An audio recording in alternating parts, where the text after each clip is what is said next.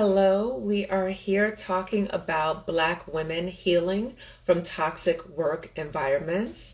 Hello, I'm Dr. Kamani, licensed clinical psychologist. Thank you for joining.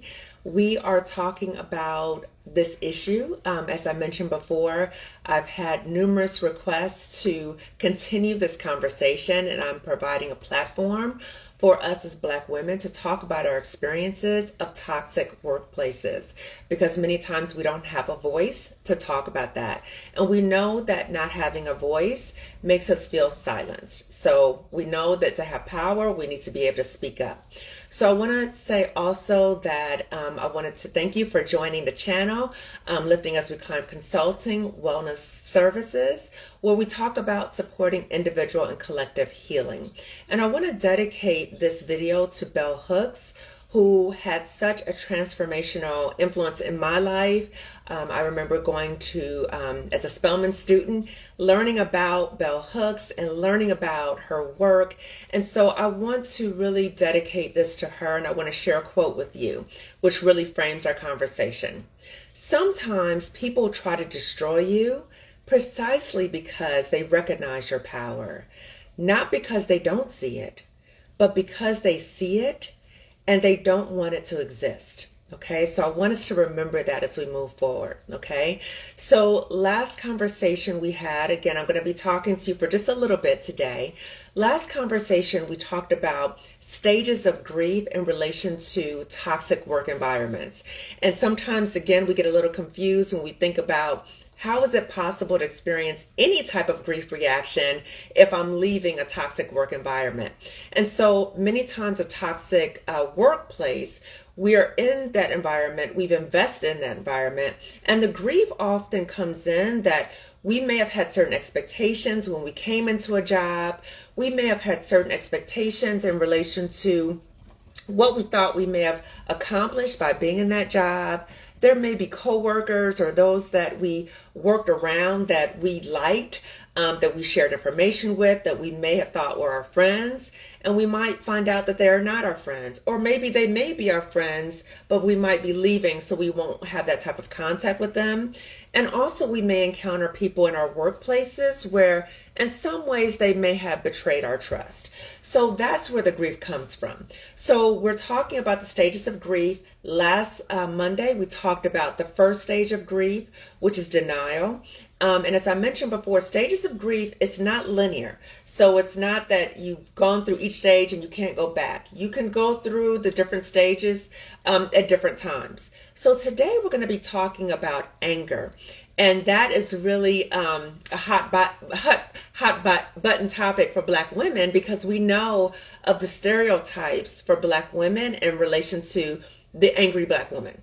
And so I just want to uplift and validate, that there are times that we have every right to be angry in terms of when we're harmed in these environments.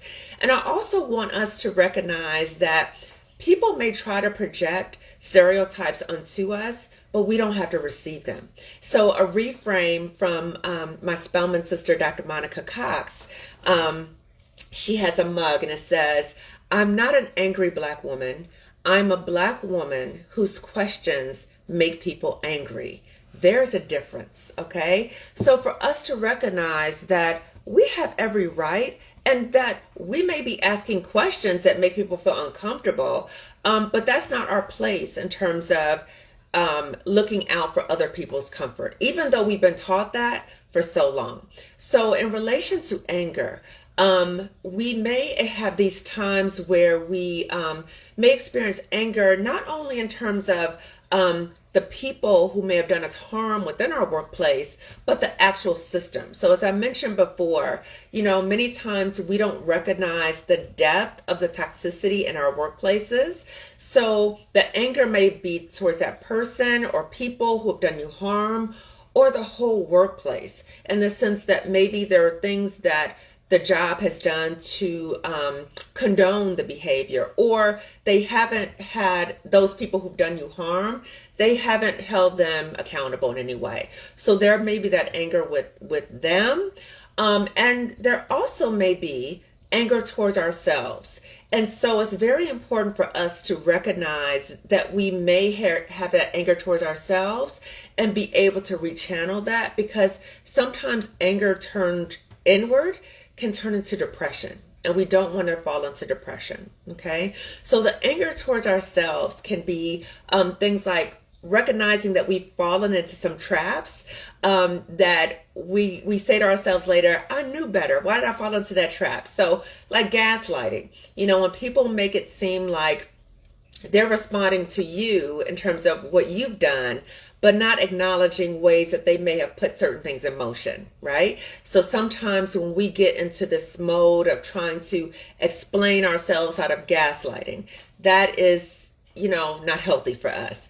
The other thing that we might fall into a trap of is called sea lioning. So actually one of my colleagues talked about this when I interviewed her for one of the videos. And sea lioning is when somebody is acting like they don't understand what you're saying, and they're asking for multiple definitions or examples, which can be very frustrating for the person who's trying to explain, right? Who's trying to clarify. And so it keeps going on to the point that the person may become angry, and then there's a focus on, oh, you're acting angry, or you're making me feel uncomfortable, right? So again, deflecting the attention off of the topic at hand. The other issue in terms of how we may fall into some traps is what I call going down rabbit holes. So it might be an example in which we may be trying to seek clarification about something, and the person or the people may remotely talk about what you're talking about, but then they start talking about something that's not directly related, right? So you go down a rabbit hole with them, and then you try to justify your behavior or justify other things that are not directly related to the issue at hand in terms of why you wanted to have the conversation in the first place, right? So we have to be mindful of these traps, because, when we fall down the traps and we go, we get into these situations and we say, oh my God, I can't believe I did it again. So in terms of the healing tips that I want to share with you, number one, we have to continue to show ourselves loving kindness and be gentle with ourselves. That's the first thing. The second thing is that it's important for us to validate that we have every right to be angry when we've been harmed, okay? So validate. The other part is, how do we find spaces and how do we surround ourselves with people who we can talk to honestly and that we can trust, where we're able to express how we're feeling, and those individuals are able to hold us and support us and also help us to rechannel that anger. So in what ways are we rechanneling that anger into something constructive so it doesn't become destructive? So it's important for us to keep those things in mind. And also, when I talk about show ourselves loving kindness, let us forgive ourselves for those times that we may have fallen into those traps that I talked about, because we're all human, okay? So wanted to just summarize, give you some tips, some healing tips, but also wanted to acknowledge again, in summary, that there are stages of grief associated with leaving toxic work environments. Please don't think you're crazy. There's something wrong with you when you don't automatically feel better when you either make a decision to leave a toxic work environment or you've actually left a toxic work environment.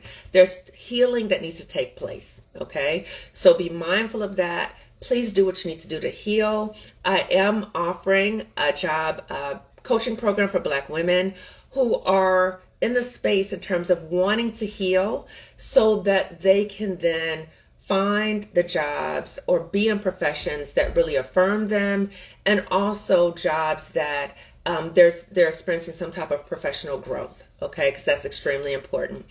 So if you are interested in participating in the job coaching program that I have for Black women, please contact me on my website. So you go to my website and there's a section where it says job coaching. I also want to ask if you could please subscribe to this channel and turn on the notifications so you will receive notice when I do the next video. So next Monday, I'll be doing a video talking about the other stage of grief, another stage of grief, which is bargaining. So we'll talk a little bit about that. I'll give a brief overview of the other stages that we've talked about. And I just want to again say thank you for joining. Remember, as I started off with bell hooks, let us remember our power. Let's stand in our power. Let's not be silenced in terms of the oppression we may be experiencing, because we know that we deserve so much more, right? Nobody deserves to be treated or mistreated in a workplace. So again, I want to thank you for tuning in, and I look forward to seeing you next week. Take care.